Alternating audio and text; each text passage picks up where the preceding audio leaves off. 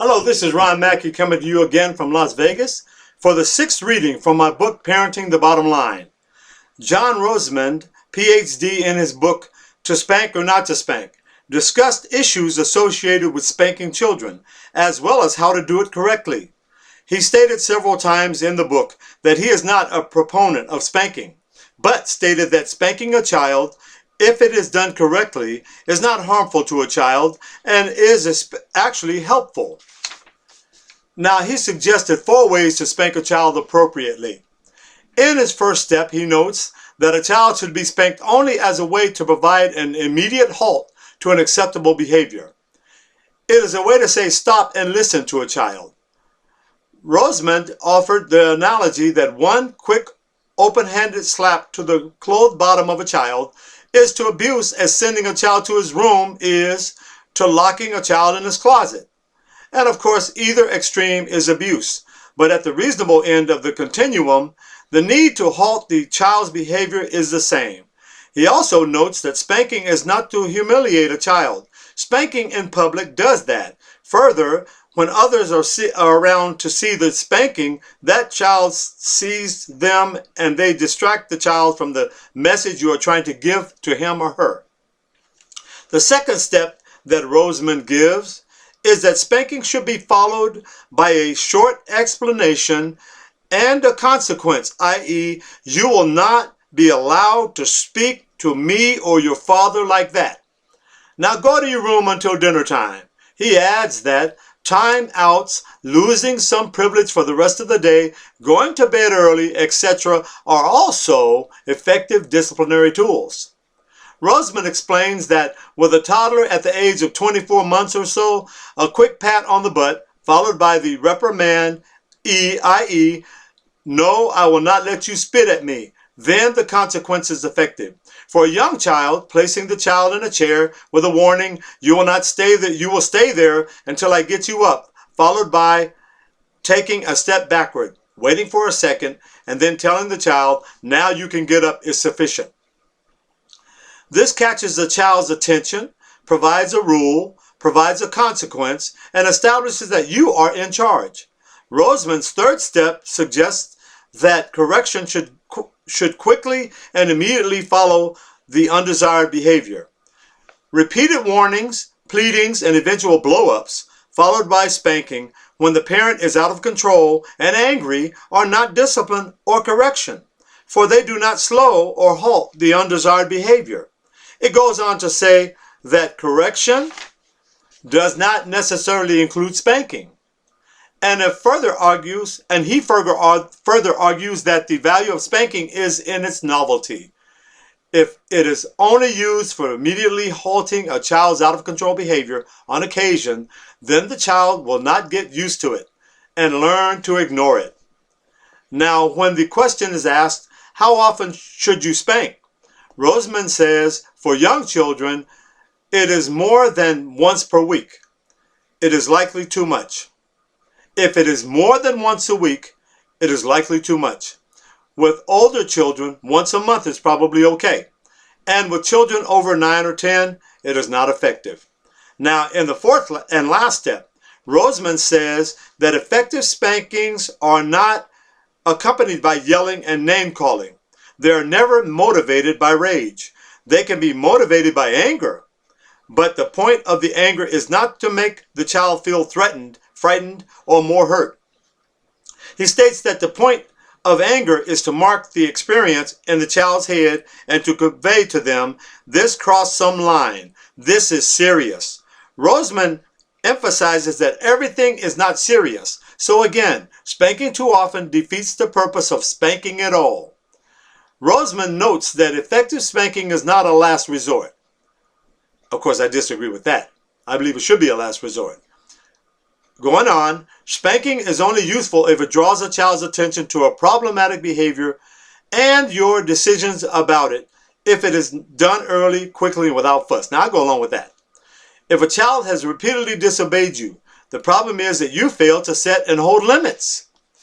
He says that if a child repeatedly disobeys after being warned, spanked, and punished, then the behavioral cycle is serious and spanking will not help at this point. Now, the revolutionary soft parenting approach that I referred to earlier had a huge impact on the way most of the baby boom generation was raised. And in my opinion, it was that deadly infusion of secular ideology about parenting that set the stage for the permissive society that we have arrived at today. And there is a whole generation of young people who are without discipline because of such ideology. Thus, the age-long biblical position on parenting was replaced by a more permissive outlook. This brought forward a secular belief system of values without the biblical foundation. This secular belief system of values has had a major influence on our society, and it comes to us through the media of television, books, movies, video games, and the World Wide Web, in which I'm using right now. Now, I submit to you that any intelligent and observant person can see that this media is very powerful in their liberal and permissive agenda. And the only possible way to avert these destructive influences of sex and violence on our young people is for parents to stand up and take charge before their children are succumbed by this liberal and secular value system. And it is of the most importance for parents to be aware of where their children are at all times and know what they're viewing in the media. Now, there are parents in this country with a more relaxed and permissive outlook on parenting. They approve of providing alcohol and drugs for their teenagers' parties, have the attitude that their teens are going to drink or do drugs anyway, so they may as well do it at home where it is safe. And decisions such as that have very serious consequences. In an article written in June 2007 by staff writer Daniela Dean of the Washington Post, a mother and stepfather were serving 27 months in jail for serving alcohol to minors at a 16th birthday party for their son. The article went on to say that Elisa Kelly and George Robinson, now divorced, pleaded guilty to 9 misdemeanor counts of contributing to the delinquency of a minor stemming from a backyard party for their son, who was now in his early 20s. Now, the parents who hosted the party bought beer and wine for their son's friends with the understanding that they would stay the night. The mother collected the car keys to make sure that no one left the party. So she also reasoned, as many parents do, that the kids are going to drink regardless, and she wanted to keep them off the road. According to the article, the party came to an end as a result of police going to the home after receiving calls about underage drinking. When the police arrived, they found about 30 young people between 12 and 18 years old running into the woods when someone yelled cops. Now, just think how many times this scene takes place all over the country because parents fail to set a proper standard for their children to follow and hold them accountable when they don't.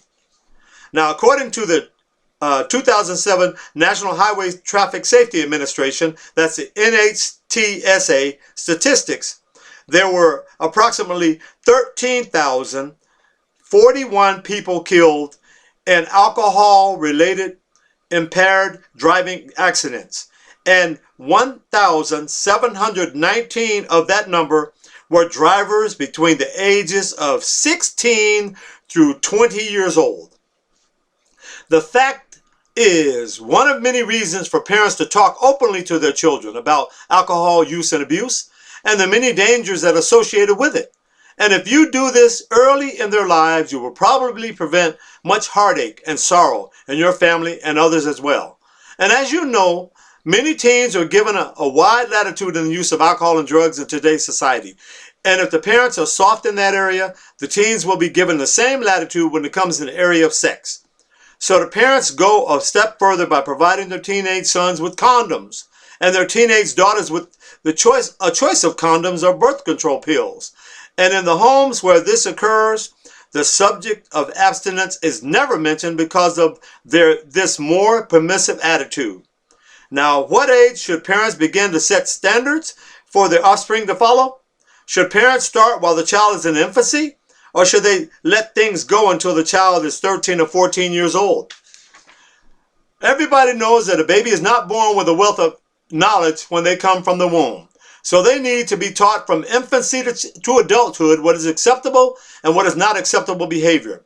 This problem with many parents today is that they have never taught their children to understand the connection between actions and consequences. I'm going to stop right there, but there's more coming. So you take care.